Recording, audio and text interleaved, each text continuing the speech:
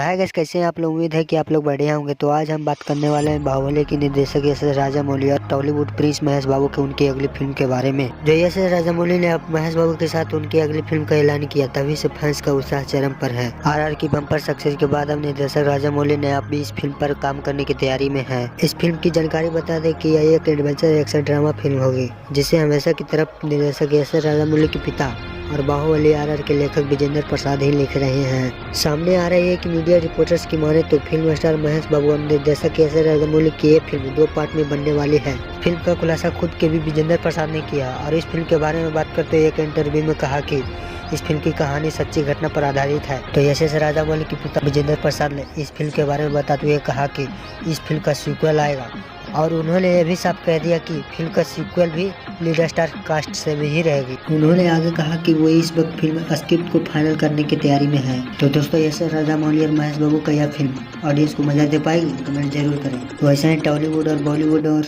YouTube controversy news जानने के लिए हमारे ट्विटर में देखें। धन्यवाद।